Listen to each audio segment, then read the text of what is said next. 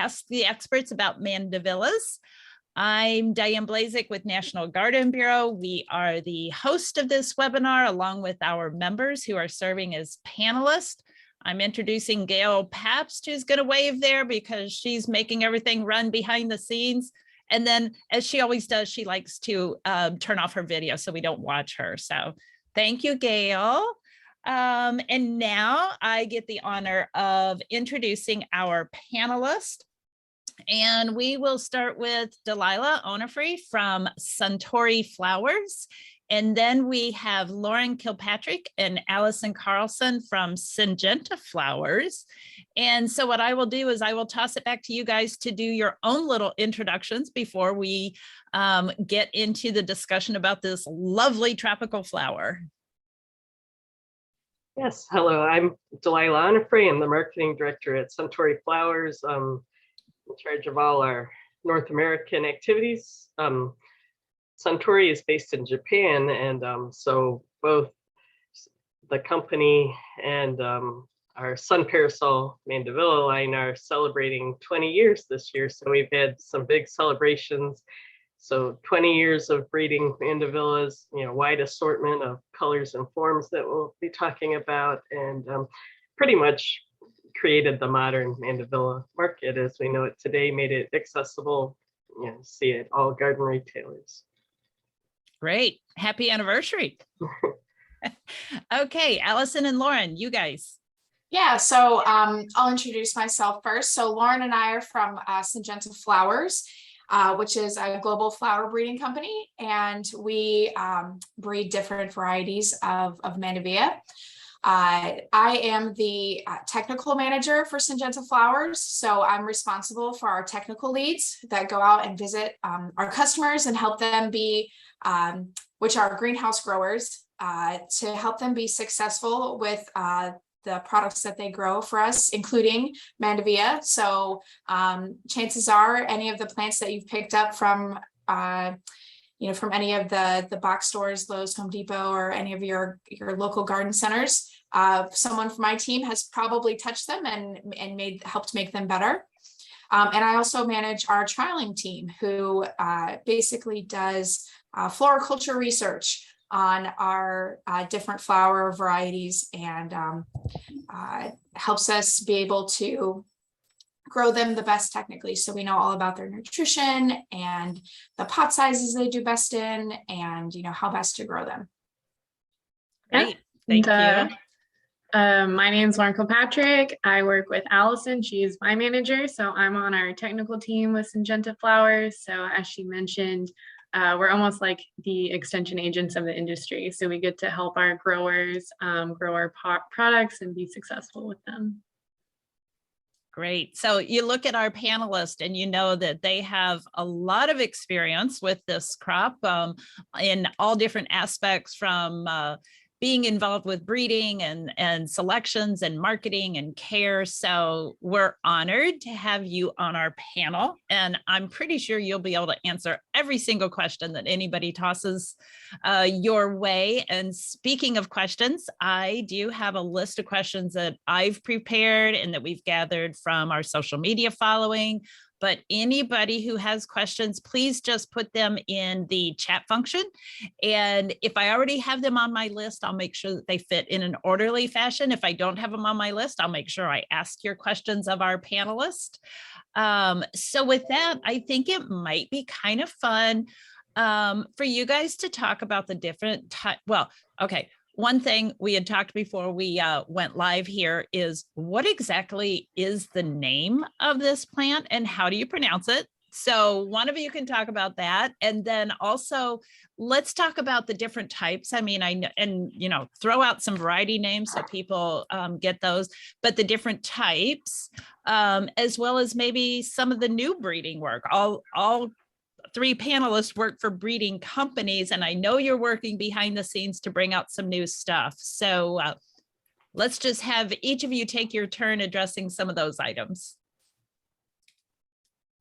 Well, I'll kick it off. So as we introduced ourselves, we each said Mandevilla or Mandevilla 2 different ways.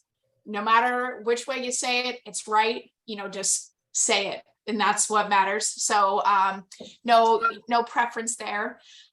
There's a lot of different types of Mandevilla genetics that you'll find, like different habits that we're breeding as breeders and a lot of different colors. So from Syngenta, our varieties are, you'll see them branded as Rio and Medina. And we have a couple different, we call them profiles in the breeding world for them vining types. So ones that are specifically bred to, vine up trellises and, around all the cool different shapes, trellises and fences and things. But then we also have some that are bred to be more like bushy and compact. So, great for like filling pots or for on a table by themselves without having to have a trellis. Mm-hmm. And something new that we're always looking for in the breeding world is just kind of increasing the different colors that we could have, and then also new profiles. So looking at more compact habits. So yeah. Yeah, so for our sun parasol line, we have what we call the original group, which is the more compact, also considered a diplodenia type.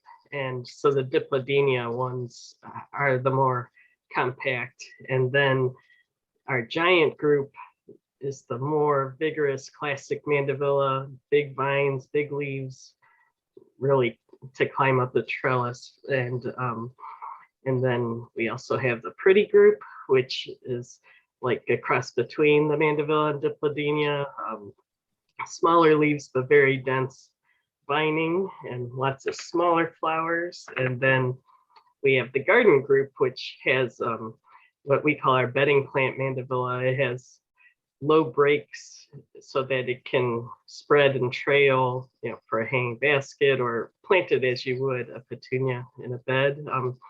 In fact, we've done installations where we had like 1,000 of these put in a bed at Maker's Mark Distillery in May, and then mid-October they still looked amazing.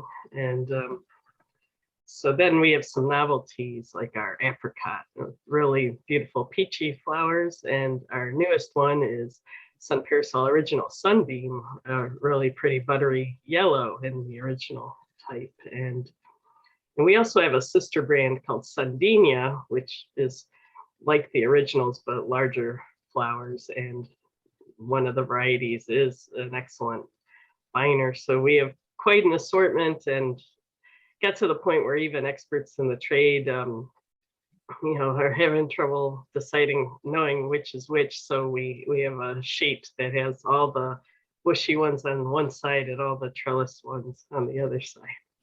I'm glad you said that because I was getting a little lost. I'm like, oh my gosh, I should be taking notes. So yes, what we always do with our webinars is we are recording it. So we'll send out a recording to everybody who's registered. And then our panelists, if there's anything you want to include in that email, just send it to me. And I think Delilah, you already sent me this sheet you're talking about. So that's awesome. We will provide a lot of additional information as well as on our YouTube channel, and then we'll be posting it on social media and everything. So a lot of good information there. I have a quick question. Where are these plants native to? Are they found in North America, South America, Asia? Where are they native to? I believe it is South America. We have like a behind the breeding series that's like an adventure exploration from 30 years ago. And I'm pretty sure that's where it is. I know it's kind of confidential, exactly, but it is, I'm pretty sure South America. Yeah, definitely a tropical locations. They're definitely a tropical plant. They don't like frost. They don't like cool temperatures and the drought tolerance. So, a lot of times you can tell how to best grow a plant by knowing where it's native to, where it evolved from. So yeah, definitely tropical. Okay, so it prefers tropical temperatures. So here in Chicago, I cannot leave them out over the winter. Definitely not. Okay, but it's great usage is, I mean, like I'm looking at behind Delilah and look at that. I don't know if that's a front porch or a patio, but oh my gosh, that Swimming just pool, makes it. PJ swimming pool. Okay, and that's in Florida. So Yeah. yeah, I mean, that's just amazing. Talk about creating a tropical oasis with one species of plant. That's amazing. Yeah. And so I'm listening to all of you talk, and the colors are ranging from whites to reds to pinks to yellows to apricots, pretty much, you know, across the board, except for like the blues and purples, it sounds like. Yeah, the natural color range is definitely in that, you know, red to pink to coral, and then also white. And then breeding has been able to bring in those like what Delilah has at Suntory, those amazing like apricot colors and the yellow, like bringing in more of that spectrum into Mandevilla. So it's really exciting stuff. Yeah. Yeah, that is. Okay. So you talked about two different types. Well, you've actually talked about more than two, but give us a feel for height on a vining Mandevilla. How tall are we talking on compact? How short are we talking for size? See, compact, we're looking at less than 2 feet max. But that's one thing is a lot of consumers, they get disappointed, like they'll buy an original and they'll expect the giant, and then next thing you know, it's autumn and it's cold out. But yeah, the giants, like if you're in the right climate where you don't have winter, you could, you know, go up, you know, as far as like 5 or 6 feet if you wanted. But for most northerners, I don't think you'll get more than they bring in teepees or totems from Florida that are 3 or 4 feet tall, and that's about the most you're gonna get. Yeah, and something to keep in mind is that they are relatively slow growing plants too. So you're not going to see them totally take off. Like it'll be a nice progression all summer long. Excellent. And so you were talking about the compactness versus the climbing and the size and everything. So the key here is to read the cards or the tags when you buy them, right? So you know, but somebody just had a question. They're like, okay, it didn't have a card or a tag on. Is there, what kind of advice do you have for her? Because that's kind of a challenge. That's unfortunate. Yeah, so sometimes you can tell by the habit of it. So if there isn't any like signage or labeling, you can look at the tips of the shoots, and if you see like tendrils coming off of them, and you see that they're, you know, they have more of a tendency for that vining look, then they're probably something that's going to wrap around, you know, that's going to vine and grow pretty tall for you. But if you don't see a lot of that tendriling and kind of, you know, the thin growth that would wrap around things, then it's probably going to be one of the bushier habits. So that's kind of a way that you can look. I don't, Delilah, Lauren, do you have any other tips for that?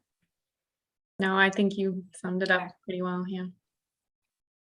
Okay, but good advice, because yeah, when I would be faced with that, yeah, you really don't know. So just give it a little time, and as it grows out, then you can pretty much identify. So that's great.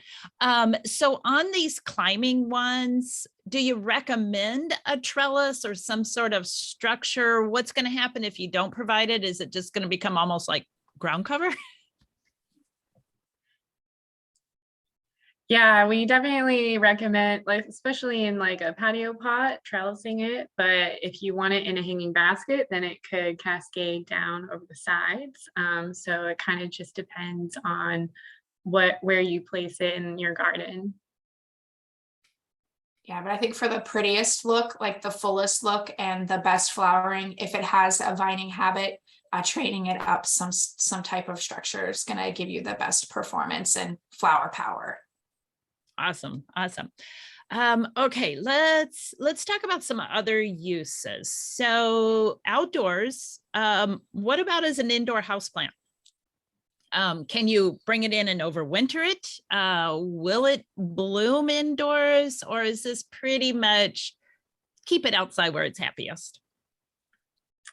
Yeah, for sure. We recommend keeping it outside where it's happiest because it really thrives under high light and heat conditions. So bringing it in with lower light, that can reduce its flowering, so you won't get its full potential.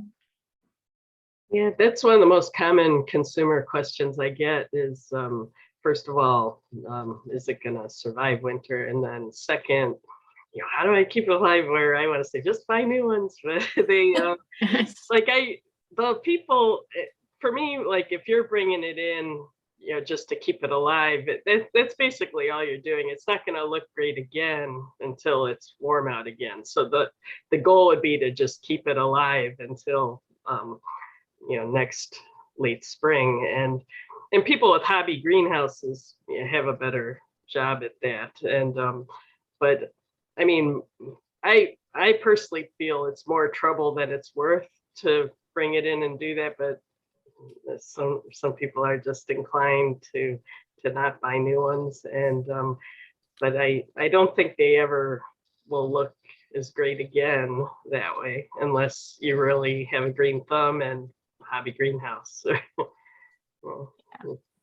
Yeah, definitely agree with that. I mean, some tips if you do absolutely want to overwinter it, that's when it would have to be in a container. So you'd have to put it in a container.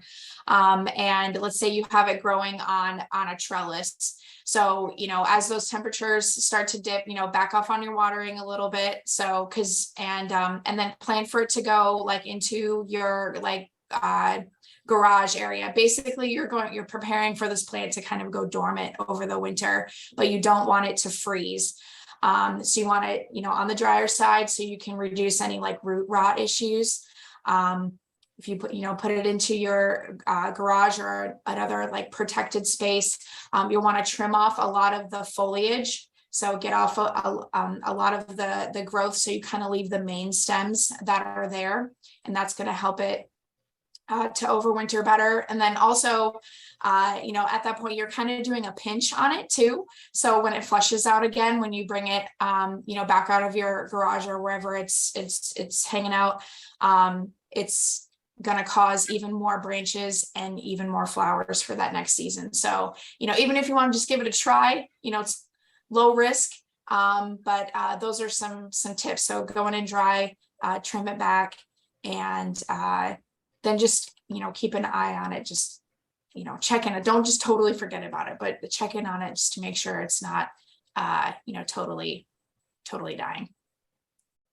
I should probably tell a little tale on Gail and I here in the office. We decided we wanted to try to overwinter some last fall. Yeah, definitely. Well, we didn't put them in the garage. We're putting them in our office space, So they would grow and grow and grow, probably 10 inches, and then there'd be another leaf, and then 10 inches. So we definitely had the climbing type. But then they got some sort of pest. I'm not sure what it was. So we looked at each other at the beginning of the summer and was like, yeah, that was too much work. We're going to toss them and just buy new ones next year. Yeah, no, it's rough. And I mean, it's stressful for a plant going from, the ideal summer environment outside to even just indoors, even if it is a good, lighted space. So it's stressful. Yeah. So we went out and bought new ones so that we would have nice, pretty blooms. Yeah. So yeah, that's just, that's what gardening is, right? A lot of experimenting and trying this and trying that and learning. So it's all good. We learned that. So talk about buying at retail. At what point do you buy? What do you look for? To me, I'm seeing Mandevillas are usually in the larger containers. This is not like a small little bedding plant port or anything. So talk about what to look for at retail, when's the best time to plant, and then maybe where to plant. Well, definitely a full sun location would be best to maximize flowering. And so there's all kinds of plant retailers, whether it's your local independent garden center or even some supermarkets seasonally, and all the major retailers have them. That's what's good is the supply is very abundant, and getting more so, especially with the Rio program that Allison mentioned, that execution at retail is just very consistent, branded, and amazing that we envy. But it's usually the plants are with the other tropicals like hibiscuses, and but sometimes they're right out front, and so there's many of places to buy them. Whether another big trend is where they're mixed with other tropical greenery and accents, just ready-made, set on your porch, hanging baskets. So all kinds of options and price points. Yeah, definitely. And as far as some like plant quality things to look for, like how to know you're getting a healthy plant, you'll want to make sure that the leaves are nice and green and glossy. So if you see a lot of like you might get a few yellow leaves there, like towards the base of the plant. I mean, that just kind of happens. That's just is what it is. But if there's a lot of yellow leaves and they're falling off, like that's probably like a plant to avoid. So you want to make sure it's got a lot of leaves, nice green glossy foliage. And then it's always good to see buds forming on the plant already. And usually, a greenhouse grower is going to ship it to retail with flowers on it because that's what, that's the pretty part. But even if it doesn't have flowers, but it has really great foliage, it's going to make really great flowers. So, don't always turn away a plant that's green, because that means if it's green, then it's good to go. It's got a lot of potential. Really you just want to make sure it's nice, healthy plant, because that greenness indicates like fertility. So it's been fed and it's been fertilized. And that's a key component to getting beautiful flowers.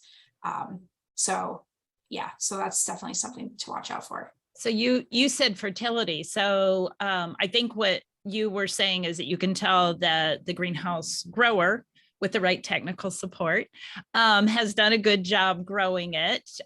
What about once you get it home and throughout the season? Will too much fertilizer just make it have more green growth, or what can you do to encourage more blooms? Yeah, so I'll finish that off since I started it. With the fertility, you don't want to, and you can use with Mandevilla, what you can find at your local garden center that's for, general all-purpose plant food is great. So like a 20-20-20, which is like the nitrogen, potassium, and phosphorus and potassium in the feed are great. So 20-20-20 or 20-10-20, anything like that will be perfectly great. And Mandevilla, and I see there's a question in the chat too about water requirements. So like watering and fertilizer kind of go together a little bit, depending on how you're fertilizing. If you put the fertilizer, the blue stuff, in your water and make the blue water to feed, you can do that once a week, once every other week, and give them a nice boost of fertility and they'll be happy. Mandevilla are pretty drought tolerant, so they don't have to be like babysat and kept wet all the time. You want them to dry down before you water them again. And if you do that each time with some fertility, with some fertilizer in the water, that is a-okay, and that'll help get your bloom counts up. But what you want to watch is you don't want to overfeed, because if you do that and you dry down, so you want to make sure that you're not putting too much of the fertilizer in the watering can, because that fertilizer is essential. I'm going to get a little technical here with you guys. It's essentially a salt. Okay, so that's how plants get the nutrition. It's the nutrients coupled with a salt. And if you put that on there, and when it's when the substrate, the soil is nice and wet, that's a good thing. It can take up the nutrition and it's all good. But then once it dries down, if there's too much of those salts in there, it burns the roots. So you want to make sure that you're keeping a balance there. And you'll know if you're not quite doing it right, if you get the edges of your leaves start to burn, like they start to get brown and necrotic. So that's just good balance there with feed and water. And just another good tip for watering, if you're not sure when it's ready to be watered, it's always good to just feel the soil. And if the soil is still moist, then come back and check it in a few days until it's dry and then give it some water. Excellent tips. Anything else to add, Delilah? Yeah, the most common issue is overwatering. Like people are saying, "Oh, I went on vacation and the plant's great." It's like, yeah, because it didn't want to be watered. It's just like because they're like, it thrive on neglect. I'm like, yeah, they like it on the dry side. They like drier feet, and so like you're not gonna water it the way you water a petunia or fertilize it the way you fertilize a petunia. What might be the signs? What will the plant look like if you've overwatered it? Allison had talked about the leaves would kind of have tip burn or an edge burn, maybe get a little crispy on the edges if you're over fertilizing. But what might those leaves look like if you're overwatering? They'll start to turn yellow and start kind of dropping off of the plant. So that's a good indicator. And also if the soil is just completely saturated, or maybe there's algae growing on top of the soil, those are all kind of indicators to tell you that you're overwatering. Yeah, it's important to watch out for that too, because if you chronically overwater, that opens you up for root diseases. So you'll get, root rots and like different fungal diseases. So yeah, like Delilah said, they like to be neglected. So these are all the plants that you buy. If you like to go on summer vacation and don't want to worry about your plants, just get a whole bunch of Mandevilla and you'll be good to go. I like that idea. Yeah. That's good. So what about pruning or trimming, or what we call deadheading for some annuals or perennials? Do you recommend that throughout the season or at the end of the season? Typically Mandevilla don't need to be pruned, but if you are wanting to carry it over winter, you can go ahead and cut it back. They do, when you cut them, latex comes out from the vine, so be aware of that, and it's quite sticky, so you might just want to wear gloves in general. So those are some pruning tips, but generally they're totally fine to not be pruned. Easy care then. Yeah, super easy. Yeah. When we had them in here, we did some trimming back when we brought them in for the winter, and yeah, that white sticky stuff got all over. So we had to clean all of our pruning tools after we did that. So it's easier to not prune them. Okay, so what if you have a Mandevilla and you're just not seeing a lot of blooms on it? What might be the cause of that? And it's your first year. You just bought it from the retailer, so not taking into account trying to overwinter. Let's say it's your first year for it. Yeah. So if you want blooms on your Mandevillas, high light. So the sunnier spot that they can be in, and the nice long days of summer, that's when you're going to get the maximum flowers on your plants. So, and then also some fertility as well. So, they got to have the energy from light and the energy from the fertility to create those beautiful flowers. Okay, good. Pretty straightforward. It is a simple equation. Light plus feed equals flowers. I like that. I see a social media post like that. Gail, remember that one. Yeah. So we did talk a little bit about the fact that, obviously I can't overwater them. Overwinter them up here in Chicago. So what is that zone hardiness? Which zone could keep them year round? I would say Florida and San Diego. I have friends who have gorgeous ones that are like 9 years old of the pretty type, these amazing topiaries. So I would say zone 10 and higher. Yeah. I think we say like 9 to 11-ish. Mm-hmm. So yeah. Mm-hmm. Yep. Yeah, that's what I was thinking when we were talking about tropical. So okay. Let's see here. What are some other questions? We talked about overwintering and pruning. What about pests and diseases? What do I have to look out for? And if they attack, what do we do? All right. I'll take a few. So let's see. Some of the common ones.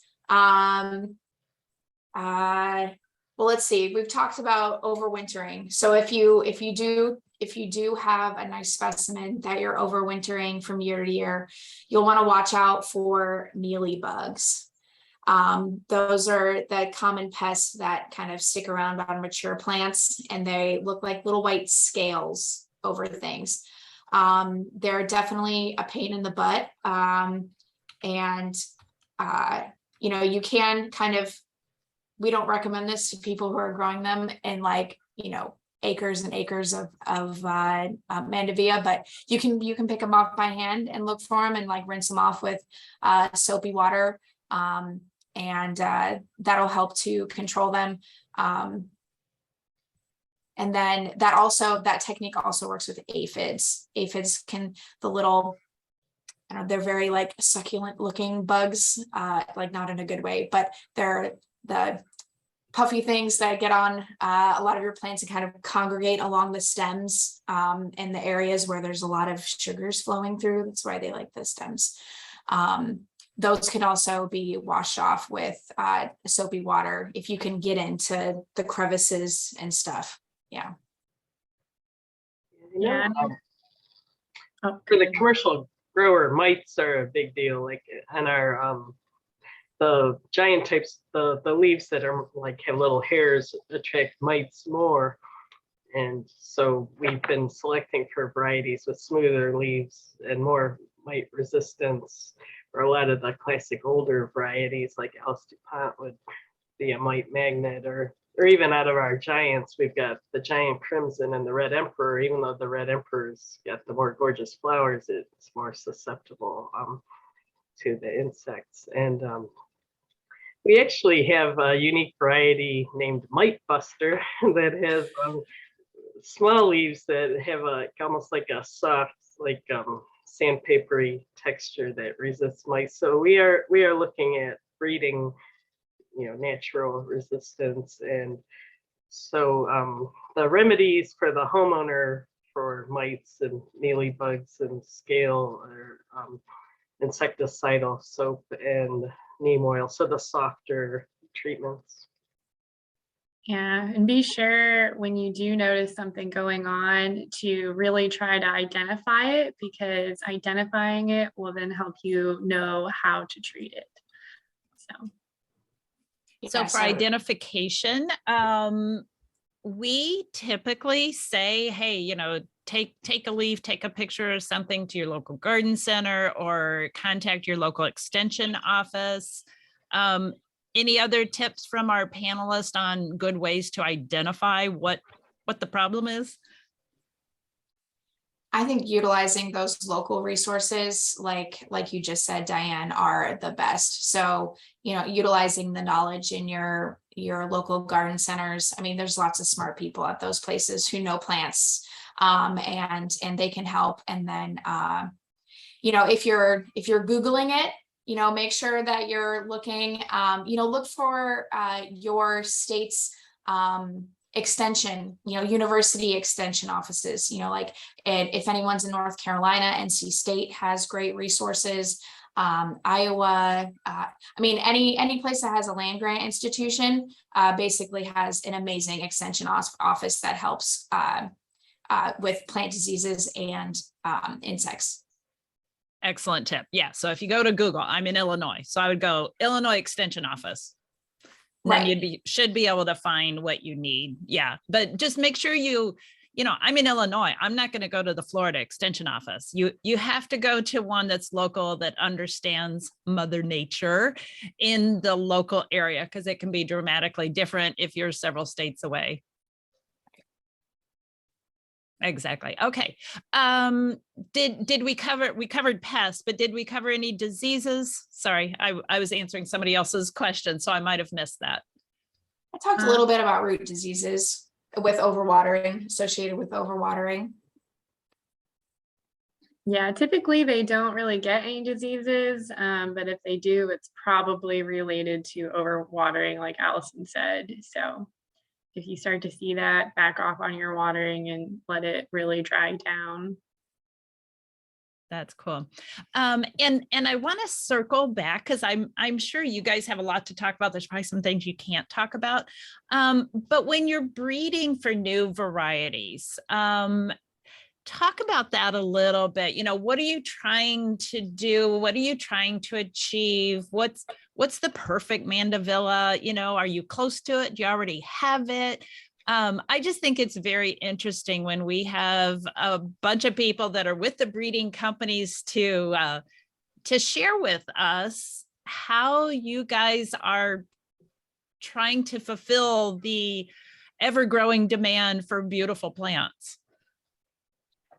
I would say, so there's, the initial candidates for Suntory come out of the breeding programs in Japan, and then we have our partners in Europe evaluate what they like for their market, and then our partners here, which are most of the Mandevillas are grown in Florida, are selected under those conditions. And so what the two markets choose could be very different. Like, for example, in Europe, there's a really pretty, almost like artistic patterned one that's going to be new called Flamingo that's got this gorgeous pattern on it. So we're just going to look at it to see, well, will it hold up under the Florida production conditions? So even though we'd like to just, we're going to introduce it too, we also need to make sure, is it going to work for the Florida outdoor nurseries?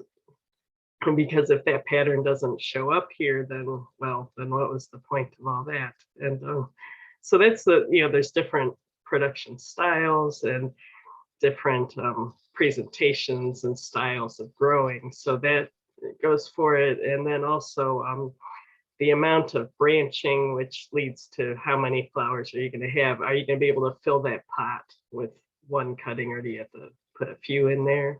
That's just how good of a plant are you going to get? That's interesting. You bring that up about that color pattern, because we do know that light conditions can really impact how a flower looks. It may have more variation, less variation. So that's a long process, and you guys have to do a lot of trialing in a lot of different locations, right? Right. Yeah. So it's usually by the time it gets to that point, 3 years to really be absolutely sure and to compare against what we already have. And so once we say, I think this might be better, let's repeat it again next year to make sure it wasn't a fluke. And then there's also, we stagger, like 3 different, like maybe one's not cut back at all, one's cut back once, and one's cut back twice, just to see how the plant is going to behave. Yeah, trialing is very important. Yeah, so especially with a product like this where the whole country loves it. We at Syngenta, we do our trialing. Our breeding is done in California by our awesome breeder, Wendy Bergman. But then we have trialing and, selections and decisions are made in Florida, just like Delilah said with hers. We also do trials up in the Northeast of the United States to see how those customers would do. And Canada, just a little bit of everywhere, just to see how they perform across the country. And that really helps us, narrow down, from the hundreds of varieties of experimental lines that the breeder starts with, down to things that really perform for the home gardener. So, when we're going through our breeding programs, we're looking for flower size, so we're hoping to, improve flower size, increase it to, a reasonable level. We don't want it to look like cartoonish, but, nice color on it, big flower. We also look at flower fade. So, if we have a nice red, we want it to stay red. We don't want it to like fade to a bronzy, orangey mess. We look to see how long that flower has the holding power for the color. We also look at earliness to flower. So, they flower really readily under, highlight and heat with, down in Florida. But for those up in the Northeast where it takes a little longer for, our springs to come along, we look for that earliness to flower to help, get more color on these plants earlier in the season for those markets, more flowers. And then we talked about this a little earlier, but different habits too, so like not everybody has the space in their gardens, maybe you just have a patio garden, and you may not have the space for some, a beautiful big vining trellis, but maybe you love the flowers and you just want something, little to sit on your patio table. So, we're looking at even more compact habits, which we're calling petite, which will be nice, kind of like tabletop size Mandevillas. So, we're really looking at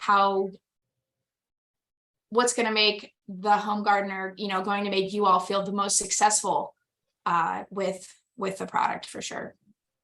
And happy with it, so that they want success equals happy. Yes, exactly. Yeah. And somebody had asked me a question too about, can I grow these from seed, or are they only available as plants? So does that mean that they're vegetatively propagated? Yes, they are vegetatively propagated, just as plants. Yeah. So you can't find a seed and start it at home. This is not one of those. Exactly. Okay. I feel like we talked a lot about growing them in containers, but they can certainly be grown in ground as well. Is there any special soil prep? I mean, what I'm hearing is good draining soil, because they don't like wet feet or anything. So any other tips on if you're planting them in ground instead of in containers?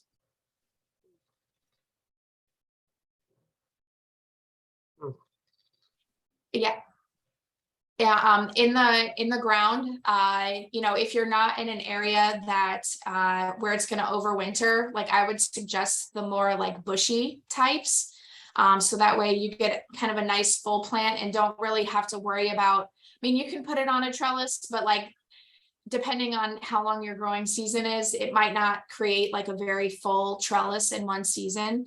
So I would suggest trying to find the bushier types, and just making sure that your light levels in that area when you put it in. I mean, you can always, dig it up and move it, but just being conscious of, getting that full sun on them, and maintaining that fertility too through the season. Yeah, probably good drainage. Like you wouldn't want it to be a place that's always soaked with mud. Not that that's a problem anywhere this year, but this year was a good year for Mandevillas, right? Yeah. Okay, so what about pollinators? Do pollinators like this plant? Which pollinators does it attract? Yes, they like it. I see a lot of like hummingbirds and butterflies on mine for sure. So there's the nectar in there, right, Delilah? Yes, yeah, but definitely, especially, hummingbirds especially like the red colors too. I think really attracts in the throats, the yellow throats. Awesome. Okay, we love hummingbirds. We love all pollinators. So plant more Mandevillas for your pollinators. That's good. What about combinations, tips? Again, I'm looking behind Delilah and I see all Mandevillas with some palms. But what else do you suggest planting it with? Have you seen some combinations? What have you seen done that was pretty cool that you thought, wow, I want to try that with mine? One thing we've been working on the past couple of years, because we have the Swari Kawaii Vinca, the new kind of Vinca with lots of little flowers. So we've been showing, like, we plant the base of the container with those, and then, have the Mandevilla as a thriller coming out. Maybe it's just a little hoop trellis with the original for support. And we've had some consumer focus groups where they say, oh, I want to see the white peppermint Swari Kawaii with a red one, or the red shade Swari Kawaii with a white one. That they like that a lot. We have the more lavendery purple with the sunbeam. So that's one thing. And I've observed people do great things with scavola. Like we have the blue violet Sardiva scavola. That's a nice base filler. And we did some Philadelphia Flower Show potting parties with Two Bloom, where each participant got a sun parasol original, a Sardiva scavola, and a Swari Kawaii to put together as their little planter that they took home. And mine still looks great in that felt fabric planter, and has, the way the moisture, it's really been the happiest of everything at home right now. Nice. Yeah. Go ahead, Lauren. I was just going to say the thing to keep in mind when you have Mandevilla is because they are pretty drought tolerant. You just want to be conscious that whatever you're pairing it with also can tolerate drier conditions. So that'll set you up for success. And some that I've seen are just combo planters with some of the bushier type Mandevilla with maybe like a cordyline grass coming out of the center. So I've seen that a lot in combos here around town. I've seen some sedums, the really bright chartreuse sedum as an accent, and that's very drought tolerant. Yeah, usually I see them. Lauren was picking up on my wavelength here, matching culture with the Mandevilla, so highlight drought tolerance. So you just want to make sure what you're pairing has, similar plant culture. And usually I see with something that's like kind of a ground cover underneath it. So yeah, some petunias. Yeah, that's what I was thinking too, of something. I mean, especially if you've got the vining one, then something that's going to be either spilling over the bottom. I mean, with the compact ones, I mean, they just make a statement all on their own. They don't really need anything else because they're just stunning as is. Yeah. Right. That's another thing. You can mix and match, like compact ones at the bottom, trellis, coming out. That's true. So I'm going to ask you for tips here, because that I would love to do that. I want one that grows tall and then compact. I mean, what are we talking, like an 18 to 20 inch container I'd probably need for something like that? At least 14, at least. Yeah. Okay. Yeah, that's kind of one of my beefs is, a home gardener might think, oh, I wasn't successful. Well, that's because you kept it in this little bitty pot. So I'm always saying, go larger. The more soil, the more it's like it would be in ground, the less you have to water and more room for all the roots and everything. So yeah, I'm always like, go big containers. Okay, so we have another question here. This goes back to my question about seed versus cutting, and it's a vegetative cuttings, and pretty sure that all the Mandevillas are patented. So I will let you guys address the question about propagation by cutting or layering for the home gardener. Yeah, so they are propagated by cuttings. And yeah, they're patent protected, especially if there's a brand on it, which prevents the propagation for sales. But even just, I don't know, Lauren knows all about this. It takes 8 weeks to get a rooted liner. Yeah. So like just a plug of, in a propagation tray for Mandevilla. So doing it at home, you can practice it for sure, but it takes a long time. It's not something like a mint or a coleus or, anything else where you just kind of throw it on the ground and it throws out roots. Mandevilla is it takes some time. So it's definitely not, one of the starter plants to test out your propagation skills on. Yeah, definitely not. It would take a couple months if you were able to successfully root it to then actually have like a 6-inch pot. So just go buy it. Yeah, Exactly. There's a reason buy it. why these professional growers are out there to help us. Yeah, especially on something like this. I mean, if you want anything of any size, yeah, I could see me in August still having like a plant this big and be like, okay, well, yeah, the growers know what they're doing and they're providing really good stuff for us. yeah, and the inputs that go into that, like just for some perspective, I mean, there's the cuttings that the propagators start with have 2-3 nodes on them. They get stuck, they get rooted for 8 weeks, and then they're transplanted into like the container that you'd buy at retail, and they're in those containers depending on how small to big they are for months, like Lauren said, and then they're pinched several times usually in order to get more breaks in a fuller plant. And then they're trained around trellises if they're the vining types. So that's why Mandevilla also tend to be fairly expensive compared to other flowers at retail, because there is a lot of effort and a lot of time that goes into growing those beautiful plants for you all.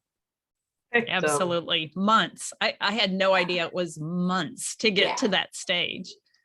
Yeah, the growers are purchasing their rooted liners pretty soon, and so you're looking at a good 8 or 9 months. Yeah. So they're like purchasing them now for next April, May sales. That's a long time. That is a very long time. There's no way I would ever try that. Yeah, good to know. We want everybody to be more successful in their garden. So the answer here is, yeah, patronize your local retailer. Yeah, that's good. So we have, I don't know, like 7, 8, 9 minutes left. Could each of you possibly name your favorite, or do you want to name your favorite compact and your favorite climbing? Is that more fair? Maybe. I don't know. It might be a lot harder for Delilah, I bet. I know, I'm always partial to our apricot, even though it didn't really, take off as much as Sunbeam in the market. It's got really large, pretty peachy flowers, and lots of buds. It kind of weeps almost, but it will, you can train it even though it's not a natural climber. That's a real pretty one. Okay, so again, on the apricot, which series is that? That's actually a one-off by itself. Okay. It's like in between, but so they I would say for the compact it'd be the new Sunbeam, but then for our big trellising ones, our giant dark pink has like a multiple toned effect. They start out light and then they deepen to more of that Alice Dupont pink. So that's been a really gorgeous one too. Okay. Sunbeam. Oh, there we go. We got some links coming now as you guys name your favorite babies. Okay, so that's good. Who next, Lauren or Allison? Let's see. So for me, I definitely love our Medinnia Coral Pink. It's got the bushier habit, so it's not vining, but it's just got this beautiful pink color flower with some yellow in the throat, and it is super floriferous and highly branched. So for me, that is definitely my top choice. Okay, and I'm sorry, I was reading. So can you name that series again? It's Medinnia, so that's a series, and the color within the series is Coral Pink. Okay, Medinnia Coral Pink. Okay. Yeah, or you can find it as Rio too. So Rio and Medinnia, they're the same genetics. That's the one I was gonna say, Lauren, because that color is just so primo. But I would say my second favorite is our Maximo Red. So Maximo is how we identify our climbing ones, our vining ones. So we have Medinnia, Maximo Red, and that I love the red on that one because it stays really well. It stays nice and saturated, and it's a good climber. So yeah, that would be huge flowers. Yes. Yeah, exactly. So yeah, that's my second favorite. That was my Awesome. second favorite too. Okay. Man. So many to choose from though, right? Yeah, Oh, they're yeah. beautiful. Yeah. Yeah. And then maybe we want to conclude with just some of your favorite gardening tips. It doesn't have to be on Mandevilla, but I mean, you guys are in and around the experts and the professionals all the time. What's something you've picked up over your careers that you would just share with everybody? Be like, okay, remember this when you're gardening. Sorry, I'm throwing this one out at you guys. I didn't even tell you I was going to give you this question, Yeah. but I think it's valuable. No, it's okay. This is good because I experienced this the other day. It reminded me of an interaction that I had with my parents. So, and when it comes to fertility, so I'm talking about fertility again, because it's so important to feed flowers. So, whether it's getting the powder to make the blue water, or it's using like the Osmocote prills and the slow release fertilizer. Flowers got to eat too. I mean, we always think, oh, they photosynthesize. So, they're making their own food. But in order to photosynthesize, they need certain essential nutrients that, they take up from the roots, from the substrate.